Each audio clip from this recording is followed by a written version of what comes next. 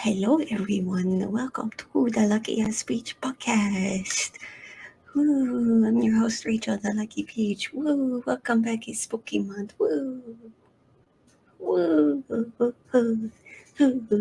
Can you tell I recorded two episodes on the same day because I'm wearing the same shirt? But oh well. Yes, we are here for the monthly review. I forgot what else I was gonna say. I had an idea of something funny I could say before I started recording, and then I forgot it. But that's okay. It's spooky time. So yes, this was not my first choice of a movie to review. I actually didn't have a first choice because all my options out of movies that released in September were not the greatest. But I was like, I should just go with a horror movie, and this is seemingly the only one that released last month. So we're gonna go with it. We're gonna review Malignant.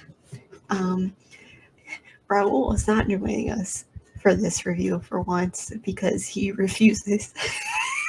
Because he did not like this. I didn't either, but he refused.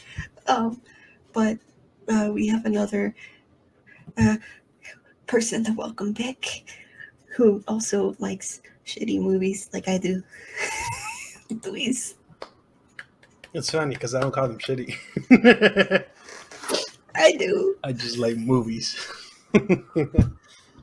Literally one of my favorite movies is one of the worst movies on the planet. Is it? Oh, shit. I don't even know what my favorite... Oh, no, well, they're not the worst. My favorite is John Wick, and they're pretty good, deep praise.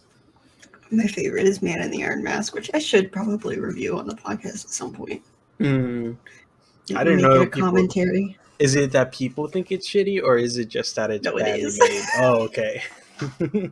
It's like how nobody can do like King Arthur or like Greek myth movies, right? Oh, okay. Like his, with the those exception of Green Knight. Like no one can ever do it right. I'll probably rent that today. Green Knight. What? Green Knight, because I haven't seen it and I've been wanting to see it. It's so good. I'm hoping A24 does like a special edition Blu-ray. I feel like they might, because it was such a big movie that got put out. The collection. That'd be good. It's artsy enough. I feel like it deserves it. I've seen some clips and it's definitely like, holy shit. That's bad. Yeah. But anyways, we're not here to talk about a good movie. We're not. I think this is the first like quote unquote bad movie that has been reviewed. I mean, like, I know I wasn't a big fan of Mortal Kombat, and there was a divide in our opinions on Army of the Dead, but like they were all relatively good. This was not. Yeah, it could have been way better. Yeah, so Malignant is the latest film from James Wan. It is an original story by him and some others. The film stars Annabelle Wallace as a woman who begins to have visions of people being murdered, only to realize the events are happening in real life. Yeah. I mean, that's a good way of putting it, I guess. I don't know. So I guess I'll just go into the plot. Go for it. So in 1993, Dr. Florence Weaver and her colleagues treat psychiatric patient Gabriel at a research hospital. Gabriel has special powers such as controlling electricity and broadcasting his thoughts via speakers. One night, Gabriel turns violent and kills several staff members of the institution. Yeah, and then she says, "You've been a bad, bad boy, Gabriel. Time to cut out the cancer." 27 years later, Madison, a pregnant woman, returns home to her husband, Derek, who the actor who plays him is the guy from Percy Jackson. The son of Hermes, looking ass. Yeah, the son of Hermes. Yeah, I was like, oh, we're gonna see him. No, we're not. He's gone. Yeah. After her pregnancy caused her to feel ill at work. During an argument, Derek smashes Madison's head against the wall, after which she locks herself in the bedroom and falls asleep. Madison later wakes up to find Derek's body after having had a dream of a man entering their house and violently killing him. The killer, who is still in the house, attacks Madison, rendering her unconscious. The next morning, Madison wakes up in a hospital and is informed by her sister Sydney that her unborn baby did not survive the attack. After being interviewed by police detective Kekoa Shaw and his partner Regina Moss, Madison returns home. There, Madison reveals to Sydney that she was adopted at 8 years old. That is the best scene in the whole movie. It's soap opera vibes. The killer kidnaps a woman running a Seattle Underground tour. Madison has another vision, this time of the killer murdering Dr. Weaver. During their investigation, Shaw Moss discovered a photo of Madison as a child in Weaver's house and learned that Weaver specialized in child reconstructive surgery. Madison and her sister approach the police after Madison has another vision, this time of the killer murdering Dr. Fields. The killer contacts Madison and reveals himself to be Gabriel, Madison's childhood imaginary friend. She and her sister visit their mother, Jean, to learn more. Madison realizes that Gabriel was not her imaginary friend, but someone real to whom she spoke during her childhood. Shaw finds a link between the doctors and Madison, which leads him to discover Dr. Gregory's dead body. The detectives enlist the help of a psychiatric hypnotherapist, hoping to unlock Madison's memories. Madison recalls that her birth name is Emily May and that Gabriel wanted her to kill her unborn sister. She came close to doing it but was unable to stop herself. The police arrest Madison when the kidnapped woman falls from the attic in her home, revealing that Gabriel was living inside her house. The woman is Serena May, Madison's birth mother. Sydney visits the now abandoned hospital and finds that Gabriel is Emily's twin brother, who lives within her body as an extreme version of teratoma, sharing the same brain and spinal cord as Emily. Oh, gross. A photo of a real one just showed up. Oh no. During Emily's childhood, Gabriel appeared as a half-formed child facing out of Emily's back. Weaver operated on Emily to cut out the parasitic tumor, and sewed Gabriel back into her brain. He was dormant during her childhood, but woke up when Derek hit her head against the wall. Gabriel's face now emerges from the back of Madison's skull and operates her body backwards when he takes control, explaining the killer's unnatural movements and the upside-down fingerprints at his crime scenes. Gabriel, provoked by fellow inmates at the lockup, takes full control of Madison's body, slaughters them and almost the entire precinct with superhuman strength and agility, and eventually leaves. Sydney and Shaw intercept him at the hospital where Serena is recovering from her captivity. Shaw and Sydney are attacked by Gabriel. Sydney informs Madison that Gabriel is the cause of her miscarriages because he was feeding off of her fetuses. Angry at the revelation, Madison wakes up and takes back control of her body, transporting both herself and Gabriel back to a black mindscape. Madison looks at disbelieving Gabriel behind bars, saying that she is now the one in control and that Gabriel's powers are hers now. As Madison leaves Gabriel in the mindscape, he insists to her that he will return one day. Madison replies that she will be ready for him when he does and leaves the mindscape. Back in the hospital and in full control of her body, Madison lifts a hospital bed, pinning Sydney to the wall with her newly acquired strength. The pair hug. I almost said a hair pug. As Madison affirms that even though she was adopted and is not related by blood, she has been her sister all along and is proud to be so. As the two embrace, Serena looks on happily while the electric humming that accompanied Gabriel's attacks can be heard faintly. Yeah, so in words, it sounds like a better movie. But it's not. You're muted. Yeah, it's because someone called me.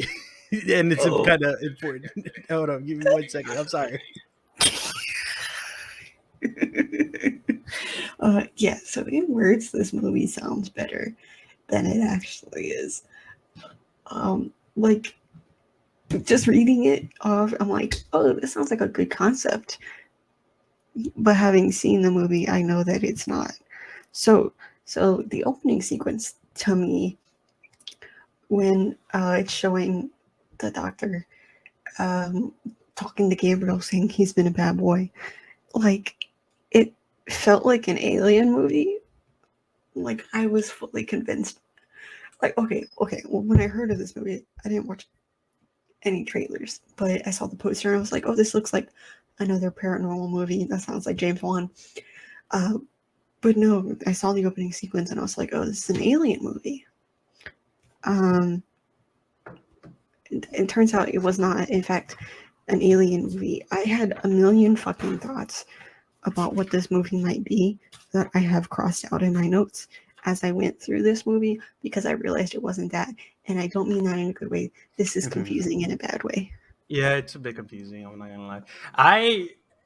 Because it's like it wasn't. I don't remember Blumhouse's stuff, and I got a knock at the door. I'll go in a minute if they knock again.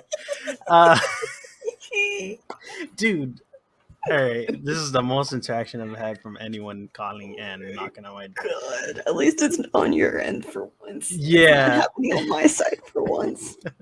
It's confusing in the fact that you don't really know what the hell is going on, and even when they explain it, yes, it does kind of fix little holes in the plot, but it doesn't fix a lot. Yeah. One thing I do have to mention, when you were reading it, I remember something. You know how the lady was stuck in the attic apparently? Yeah. Why was there a big ass fan like in the triangle wall? There's a fan that was rotating look. Yeah, Why is that in a house? like a warehouse fan. Yeah, like a warehouse fan. And I get why? to have that as oh, she's hidden in some warehouse, but why is it in the house? Exactly. How big is the attic? I didn't think about that until just now. What the fuck? Dude, and I did not think that one through. Also, if she fell from the attic, is She the should living have room broken something. not only that, why is she falling on the first floor? If it's a 2-floor building, shouldn't she fall in the... Because she fell by the stairs, too. Oh, did she? I thought it was in the think she living room. did. Because they got Is it out in of the the living- whole psychosis thing that they were doing. And then in the living room, they're like, okay, there's nothing here. We'll keep in contact. Don't leave the city. Yeah. And then all of a sudden, it's like a fucking Jackass scene where she just falls in the living room. You know the Gibby scene from iCarly? I don't know if you've seen like a lot of iCarly, but I rewatched it lately. And there was a scene where Gibby dropped from the fucking roof, bounced, and then bounced. That's what it reminded me of. There's so much problems with this movie. It just keeps getting I'm gonna go worse. to it real quick. Oh my god. Yeah, so I had a million thoughts, okay, that I have now crossed out in my notes. So I have, it's an alien movie. And then I have The Omen, but it's cancer. And then I have, if I had a nickel for every time a bad movie trying to rip Rosemary's Baby released in 2021, I'd have 2 nickels, which is weird. Which is a lot, but it's weird that it happened twice. The second movie I was referring to is False Positive. That's not a good movie either. And then I have, what do I have? What other notes up there? Yeah, I have, does she have DID? I have, what does all this have to do with cancer? Then I have, True. Is this bitch gonna end up being related to Gabriel? Then I have, is Gabriel an alter? Is he a spirit? Yeah. Then I have, she has DID for sure. And I say, Hollywood, stop adding more stigmas to DID, please. This is ableist as fuck. That's true. And I have, what in the Shutter Island meets The Shining. Yeah. Okay, that's the last one I have. But yeah, I went through a million thoughts of what this movie might be, and none of them were correct, and not in a good way. Because in the end, it ended up being like the Sorcerer's Stone. It's just fucking Voldemort in the back. Where is the turban? This is Gabriel right here. Shit, he was Harry Potter as fuck. When he's like the what is trickster. It's called the trickster. And that's what Gabriel reminded me of. It's the meme. The first scene when he's like stabbing whoever in the bed before we know that it's her, and it shows his face for a second. I was like, oh, his face looks like brains. I saw the hair, so I was like, oh, it's got to be her somehow. Like the long hair, the figure. I'm like, somehow I'm putting two and two together. They're got to be related or something, like like a messed up twin that had an accident or something. Yeah, it's not good.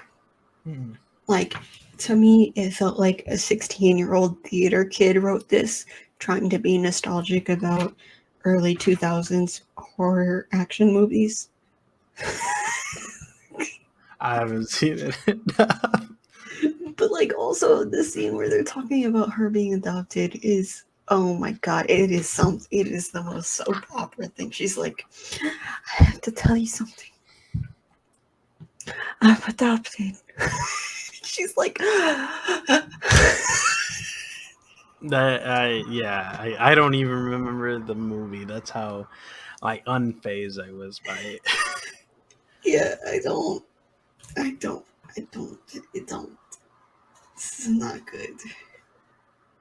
Yeah, it's so many. It was trying to do so much to bringing complicated storytelling, but that's not how you do it. Yeah, and in the end, it was like a birth. What's it called? A birth defect, kind of combined with patient malpractice. That too. No. My primary thought, though, that I had during this movie, it's more a gripe that I have with James Wan, because this isn't the first time he's cast this person. He cast McKenna Grace as the younger version of Madison. And I'm like, she's a great actress, but why is she in everything? And why is James Wan casting her in everything? Because I looked her up. She's in her late teens. Yeah. She's like 15, 16. Yeah, and she's still playing an 8-year-old. Like, was she thought of, or was she actually playing the younger self? She was actually okay. That's why, because I was like, that looks like McKenna Grace, but like he casts her in everything, and I'm like, damn, is he gonna keep casting her as young children when she's an adult? She needs her breakthrough role by now. Like, she's an amazing supporting actress. Like, she's already doing great. Yeah, like just give her an like a good role, Juan. It makes me wonder what if she has a contract with him or something. Oh shit. I didn't even think of that. That could definitely happen. I know for sure she's in the Conjuring movies as well, and some other stuff that he's done. I need to. She's in the last two. Oh, she wasn't in the first one. She plays the daughter. Oh, that's right. No, she's in Annabelle or something. Yeah, the Comes Home or something, where it's dealing at that. Yeah, I remember now. I remember. Yeah. Those are more memorable than this one. Yeah, for sure. Because they were actually good. They were actually good, yeah. Yeah. Also, the like theme song of the movie. That reminded me so much of Resident Evil. I texted Raul immediately as it started playing. I'm like, dude, I think I might have accidentally started my Resident Evil Voodoo bundle, where it's like I binge watch all 8. To me, it was like, you wouldn't steal a car. You wouldn't steal a TV. Piracy is stealing. That's what that song sounded like to me. You just brought me back to fucking early. It just confirmed more of my, like, somebody trying too hard to feel nostalgic about the early 2000s movies. Now that you mentioned that, I can see what you mean. Yeah. I will give it its props though. Like the positives that I got was how he was built and how they switched the arms out. Like, that was cool. That was cool. It was gruesome, but it definitely kind of had more of a like, oh, it makes sense how he would move. Yeah, definitely. Like, it's still obscure, but like it kind of works. Because I mean, We could technically break our fucking elbows to make it like that, but whether or not we would fucking knock ourselves out from the pain, that's another question. But since she's already knocked out, like, Can't even do it. yeah, we can't. Like, ugh. That's fucking wild. And then the skull cracked open, whatever the surgery, and then they closed it up. I don't think skulls work like that, but that was kind They of cool. don't. He- I've they, seen. uh, they just This is haven't. gonna be real morbid. Mhm. I've seen the JFK photos. That's not how a skull works. They actually have photos of him, like after. Yeah. Oh, Well, before, well, like during and after. during it, I've seen a couple. There's autopsy during, photos. Oh, I might look into that. Yeah, and then there's video footage of it, and then there's actual photos of it happening. I forget there was a video back then. Shitty video, Yeah. but video nonetheless. There's a really bad movie about it called Parkland, about the guy who caught it on video. Oh, I think I heard of it. Probably from It's a not history professor or some shit. It has Paul Giamatti in it, though. Paul Giamatti. Why do I recognize that name? Let's You see. know who Paul Giamatti is. You know who he is. Is that American Prince Williams? That's American Prince Williams. Or Italian Prince Williams. Don't do Giamatti. Paul Giamatti like that. Dude, he could actually play him. He's cool, though. Is he cool? Okay. He's cool. I think. No, that's David Cross. I don't know. I'm just mixing up all. Oh, Paul. Okay, Big Fat Liar. I remember him now. Yeah, Paul Giamatti. Okay. I thought that was the when I was rewatching it one time. I thought that was the guy from fucking Alvin and the Chipmunks. That's David Cross. Yeah, I don't know why. I just thought that why is Alvin the guy from why is fucking whatever his name in this one? But My favorite note I have written down about this movie is this house is on crack, boy. He might have been. Gabriel might have been because the moves he put out in the police station. Well, I wrote it early on, so this is before we knew it was Gabriel. Oh, okay. Like when the husband gets murdered, and you're just like, what the hell is going on with the house? I'm not like before we even knew who Gabriel was, but I'm not against what happened to the husband because that shit. He deserved it. Yeah, he deserved it. Like the head, it broke the fucking. Bro, it cracked her skull. It cracked. Brought her teratoma out. Motherfucker broke the wall with the force. Like, Damn, no. fucked her whole life up. Is he always casted as a villain? Because in Supernatural, I don't he was casted as the body of I think Michael, which he was technically a bad guy in the series. This is like way in like season 6. This is only the second. Well, like I mean, he's also in the second Percy Jackson movie, but yeah. Aside from Percy Jackson, this is only second the second thing I've seen him in. Oh yeah. This is the fourth for me. That's wild. Why is he Jake Abel? Oh my god, his photo is him in a fedora on Percy Jackson on Wikipedia. Gross. He's in the Lovely Bones. Was he? Oh shit. I don't plan on watching that movie again because I need to rewatch it. Right. I need to rewatch it just right. because just because it feels. Because when I first watched it, it was in school on 1, 2, 3 movies, and it was blurry as hell. That's how I watched. I have like a very like good memory of me watching The Island on 1, 2, 3 movies in middle school. But I Am Number 4. He's in that one. Wow. So. Okay. Yeah. So. This ain't about him. The budget was $40 million, and that's a lot. It's kind of we're still in that tricky space because HBO Max, Warner Brothers is releasing things on HBO Max and in theaters at the same time.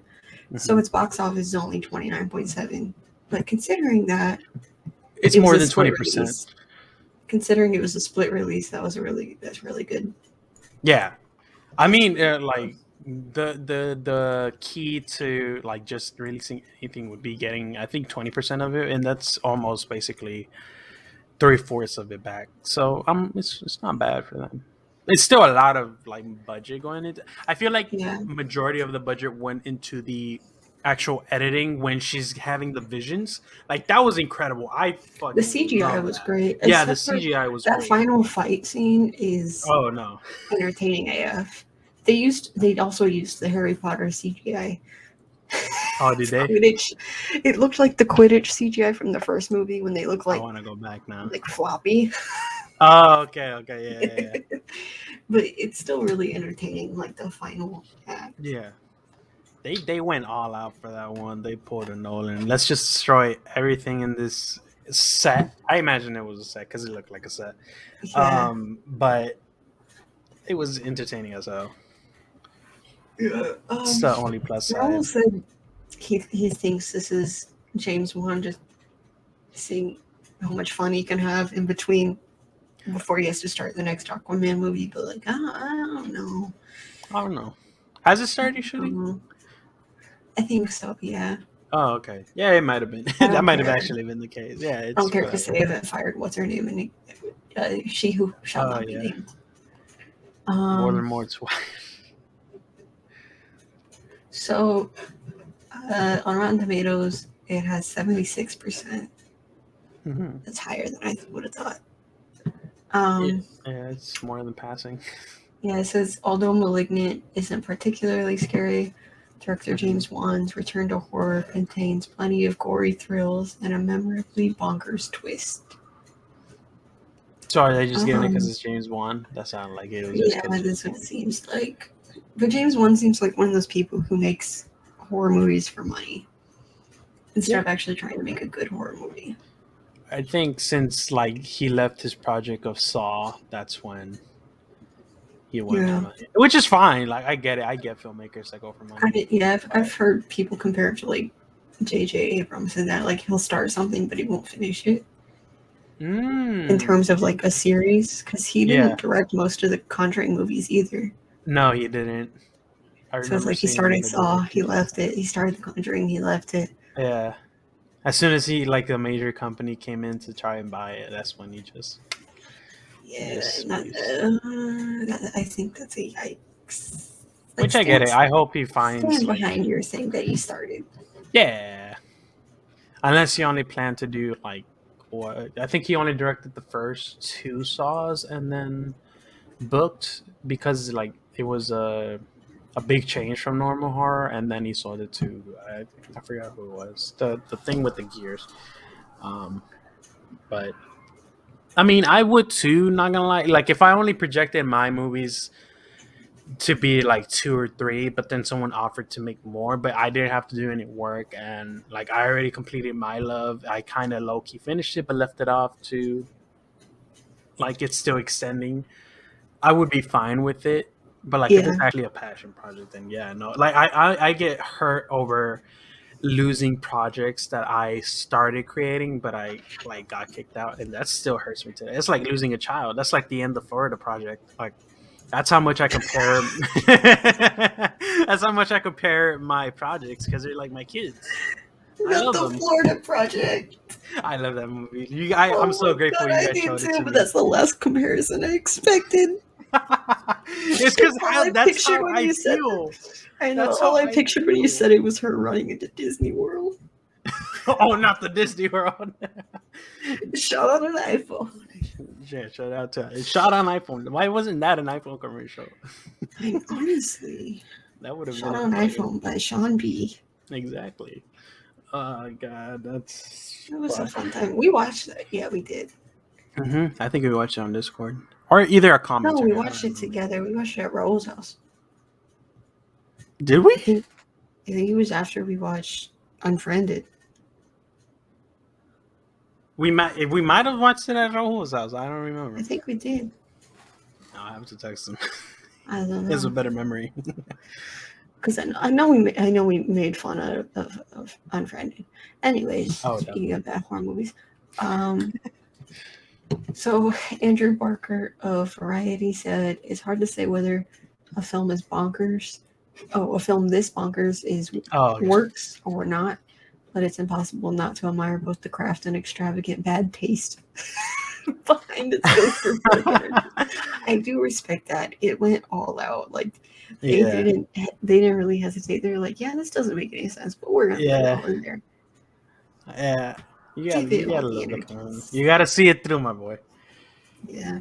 I can respect the commitment to the WTF. Yeah. There's so much WTF, Jesus. I have a quote written down that says cock knockers, and I still don't know what that means. What the fuck? Apparently it's from the movie. Is it? Oh no. I feel like it was the cops. Oh, that's okay. The one plus side. The cop. I'm not saying plural because my favorite was the lead officer or detective investigating. I forgot his name, but he was like, I feel I said this in Raul's review, but I feel like he was the only one giving it his all, while everyone else was giving him 50% of their acting.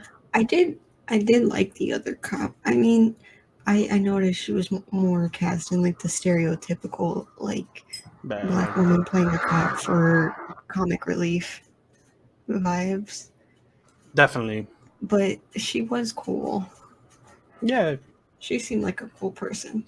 Oh, and the forensic detective, I don't know if you've seen Lucifer, but for those that are listening, that forensic detective was completely, I 100% believe they ripped off Ella Lopez from Lucifer series on Netflix because it was uncanny. Like, let's just cast another, I think she was Latina. I'm not sure. She could be a white passing Latina, which is fine. She's still Latina. But the point is that type of character, like the characteristics and mannerisms, 100% spot on. Like if I were to edit a video of Ella Lopez from Lucifer and her, it would be basically the same. And I know you watched like just the first episode of Lucifer, but like for those that are listening, you've seen a couple. Okay, but like it's just. What was her name? Lucifer, Ella Lopez, and hers. Let's see. Oh, it is based on the DC comic. Wait, what? Lucifer. Oh yeah, the variant. Yeah. Oh. Yeah, I know about Annabelle Wallace because she was in Annabelle.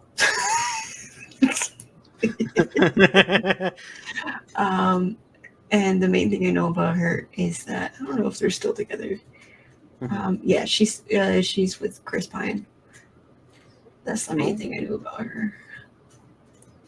Oh, interesting. Yeah, I had never seen anything she was in until Annabelle, which she was very okay in.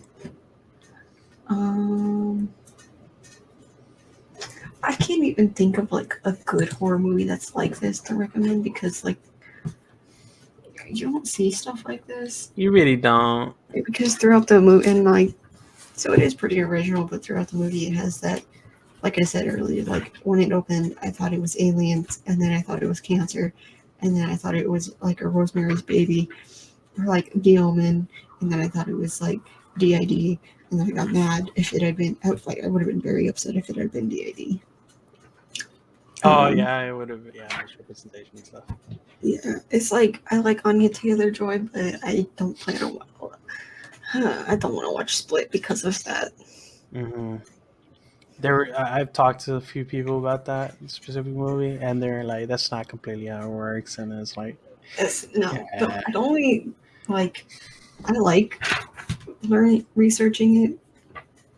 So like the only piece of media I've seen so far that does a really good job is United States of Terror. Because Tony Collette just She just We love Tony Collette. when she transitions, it's like it's so like it's what you would see in a video of an actual patient transitioning. I feel like even though the actual for Split at least how it was portrayed by DID, it was wrong. But like what's his name? I forgot his real name. Jesus, why? He's a good actor. I like him. James I'm just McAvoy. James. Yeah, I feel like when McAvoy was like switching between characters due to like the stress and what it needed, that's the one thing that I've heard people talk where it's kind of accurate in the sense that when they feel danger, that persona that protects them Yeah. from that danger will come out. So I was like, he does a good job at switching between those two. So that's like the only plus of that movie. Also, to go off topic again, as per usual, I just Yeah. learned today is Google's 23rd birthday. Damn, that's crazy. So I just learned I'm older than Google. Shit. I didn't think I was. What? Anyways, happy birthday, Google. Happy at the time birthday, that we're Google. recording this on September 27th. Happy birthday, Google. Happy birthday. Give us some money. Allow us put Happy us in the birthday, top page of Google. Google searches. Please go back to the old ways of monetization on YouTube. Oh, for sure. Please bring back Google. the good days of YouTube back in like 2010 when it was great. God, yeah, that was great. Memories. Before certain unmentionable brothers ruined it for small creators. Oh, you're not wrong. It's true. They fucked up and somehow we got the hit. Yeah, no, they really did fuck up. When I first joined YouTube in 2010, I was able to monetize my videos no matter how many subscribers I had, and now I can no longer do that. That was a possibility to monetize before even subscribers? Back then, yeah. What? Fuck. And now you have to have 1,000. Oh, yeah. And the algorithm. Fix the algorithm too, Google. What the fuck? YouTube, please give us back control. Give us back control. Well, happy birthday, I guess. Anyways. It's such a chaotic episode. It can't get any worse than the Art of Self-Defense episode. Oh, yeah. I remember that. I was there for it. I got so into the movie though that I hate it. I stayed quiet while you guys were talking, and I was 1/3 of us actually watched the movie. It was a good time. I don't know. Do you have any other thoughts? I think I figured out why you put cuckold or whatever you put. The author's name is Cacao or Cacao. No, Cockknockers. Oh, Cockknockers. Yeah. I think somebody said it in the movie, but I can't. I don't know if it's related to the fact that the sister and the cop kept hitting on each other. I don't know. There's a cock? Cop. Oh, cop. I'm like, what? The quote is Cockknockers. But, like, I think this is the most cliche thing about this movie is the sister and the main cop instantly started flirting with each other. They're flirting. Yeah, I feel like that doesn't happen often. Instantly. Yeah. And I was like, oh, do we really have to do this? Do you think it was the type of white person to put Blue Lives Matter on their wing shirt? Is that might be the reason? That's another thing. Can we take cops out of horror movies? Please. Yeah. I get it. Use them when they're necessary, but can we stop making them supporting characters? Like I feel like majority of them will automatically dismiss it as just a closed case because like they're not gonna deal with paranormal. They're not gonna continue. I feel like realistically, she still should have been locked up. Yeah, because like the law is not gonna care. Like, to be honest, judges and cops are ableist. Like that's they are definitely ableist. So if they do get it, So, like, realistically speaking, unfortunately, a judge would have been like, but it's still your body. You technically still committed these murders, even if you weren't aware. And even Because if you didn't get they do arrested. the same thing to other, Yeah. people with like mental illnesses. Yeah. So, realistically, she either would have been incarcerated or institutionalized. I'm mercifulness, institutionalized, worst prison. She's still gonna be behind a cell. That's Yeah. yeah. Yeah. This movie's not that great. Give it There's a 3 out lot of of 10. holes. No, It we do really, 5. oh, we do 5. We Bro, do that's peaches. why. That's why I went with a 5 last time I went on Rose, because he does 10, and I got confused. I always thought he did 5. I always get confused when I go there because I'm used to like Letterboxd and stuff. Yeah. Thinking out of 5, and I do out of 5 on here. I don't know what their problem is. I'll give it a 2 just because. I'll give it a 2 just because it was. In certain scenes were entertaining enough. I love the CGI. The actor that played the lead detective was pretty good in his line delivery, and the gore, like I don't know if it was CGI. I feel like some scenes were actual practical, but like that practicalness of the Gabriel's little hands. They cut off his fucking limbs. They took his arms. They took my arms, Maurice. Holy shit. Holy shit. Fuck. Yeah, so with that, 2 out of 5. I gave it 2.5 out of 5 peaches. Mm. Yeah, it was entertaining. The final act is entertaining as well. Yeah, definitely. It's really just like. Oh, for my anime fans, this was definitely some Tsukuyomi shit at the end. My man's had the Sharingan. The weapon is pretty cool too. He like makes a knife out of a like trophy for the like I don't know what that's called, the thing with the snakes that you see on ambulances. Yeah, it was like based, I think it was based on Greek as well. It was used as a medical. It's a thing. I forgot the name of it. It's our thing, Hermes. Was it Hermes? It's Hermes. Oh, okay. I was thinking of the fashion thing because they call it Hermes. No, it's Hermes.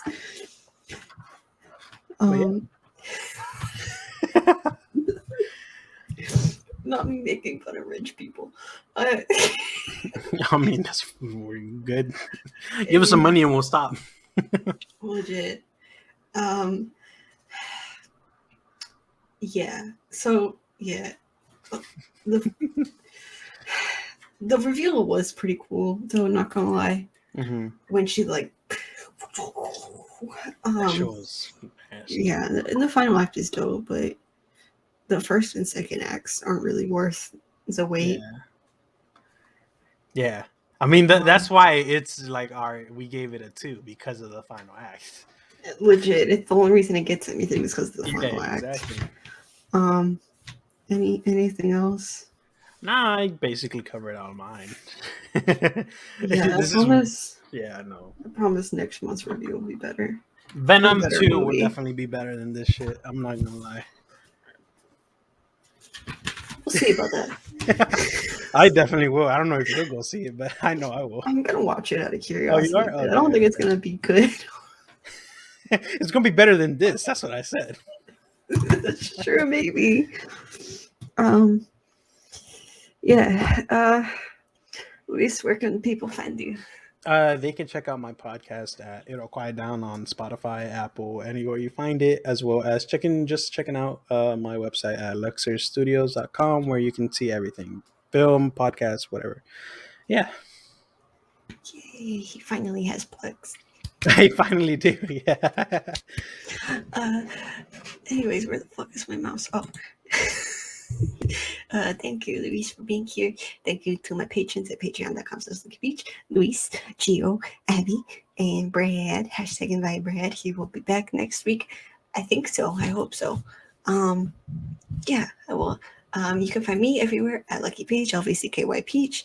If you go to any of my socials, you can find a link tree that takes you to my Twitter, my Instagram, my TikTok, my Letterboxd, the Discord associated with the podcast, also the podcast, my YouTube, my Twitch, which I don't really use anymore.